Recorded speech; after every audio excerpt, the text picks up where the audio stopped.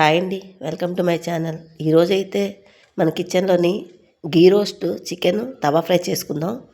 చాలా సింపుల్గా చేసుకొచ్చింది. దీనికోసం కొంచెం పలచగా ముక్కలు కట్ చేసుకోవాలి చికెన్.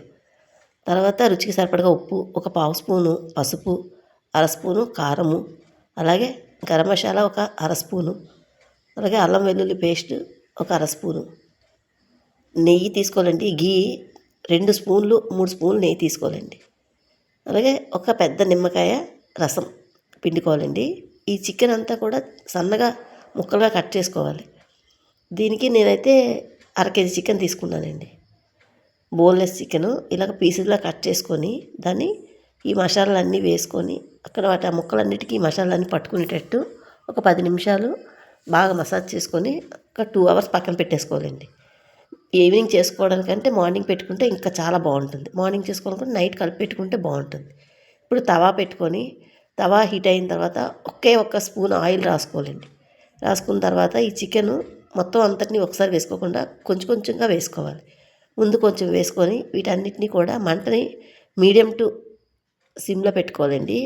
పెట్టుకొని మంటని మీడియంలో పెట్టేసుకొని చక్కగా ఈ చికెను తవా మీద వేయించుకోవాలండి. అలా వేగాలి. చాలా స్మోకీ ఫ్లేవర్ తోటి చాలా బాగుంటుందండి. ఒకసారి మీరు ఎప్పుడు ట్రై చేయకపోతే ఒకసారి ట్రై చేసి చూడండి. ఇది సాంబార్ కానీ లేదు ఒకవేళ సైడ్ డిష్గా పిల్లలు ఒక్కొక్కసారి కారాలు మసాలాలు ఎక్కువ ఉంటే తినరు కదండి. అలాంటప్పుడు ఇలా తయారు చేసి పెట్టామనుకోండి, పిల్లలకి ఏం మాట ఏమండి, మనకి కూడా చాలా చాలా బాగా నచ్చుతుంది. డైట్లో ఉన్నవాళ్ళైనా ఎవరైనా తీసుకోవచ్చు. ఎందుకంటే దీంట్లో మనం ఎక్కువగా ఆయిల్ ఉపయోగించమండి. చాలా తక్కువ ఆయిల్ తోటే 1-2 స్పూన్లు నెయ్యి వేసుకున్నాం కదా, ఆ నెయ్యితోటే ఈ చికెను డ్రై రోస్ట్ చేసుకోవాలి. ఇలా కాకపోతే మనం మార్నింగ్ చేసుకుందామంటే ఈవినింగ్ చేసుకుందామంటే మార్నింగు నానబెట్టుకుంటే మనకి బాగుంటుందన్నమాట. అలా నానిపోయింది కదా, ఇప్పుడు ఆ బ్యాచ్ అంతా వేగిపోయింది. 2 పక్కల టర్న్ చేసుకుంటూ వేయించుకొని దాన్ని పక్కన పెట్టేసుకుందాం. మధ్యలో మంట తగలకుండా వెనక్కి ప్యాన్కి పెట్టేసుకొని ఆ మిగతా చికెన్ కూడా వేసేసుకొని మనం దాన్ని కూడా 2 వైపులు చక్కగా మధ్యలో కలుపుకుంటూ తిరగేసుకొని 2 వైపులు చక్కగా మంటని మీడియంలో పెట్టుకొని కాల్చుకోవాలండి. అలాగా వేయించుకోవాలి. ఇది మ్యాగ్నేట్ చేయడం వల్ల చికెన్ చాలా తొందరగా సాఫ్ట్గా కుక్ అయిపోతుందండి. దీంట్లోంచి వచ్చిన వాటర్ తోటి అది ఉడికిపోద్ది అన్నమాట.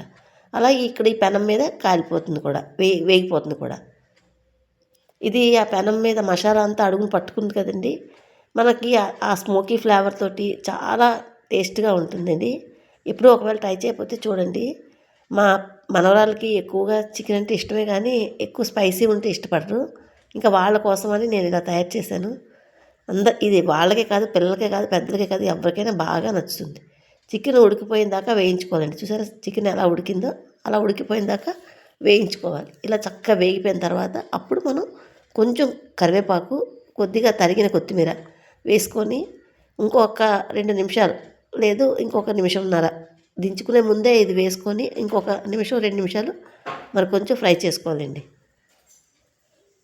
ఇలా ఫ్రై చేసుకున్న తర్వాత మనం స్టవ్ ఆఫ్ చేసుకుంటే మీకు వేడివేడిగా సర్వ్ చేసుకొని తినండి. సూపర్గా ఉంటుంది. సైడ్ డిష్గా అయితే చాలా చాలా బాగుంటుంది. అసలు ఉట్టినోటిని తినడానికి కూడా చాలా సూపర్గా ఉండే ఈ గీ రోస్ట్ చికెన్ తవా ఫ్రై. ఈ వీడియో మీకు ఎలా అనిపించిందండి? నచ్చితే ఒక్క లైక్ చేయండి. కొత్తగా చూసిన వారైతే దయచేసి సబ్స్క్రైబ్ చేసుకోండి. Thank you for watching. Bye అండి.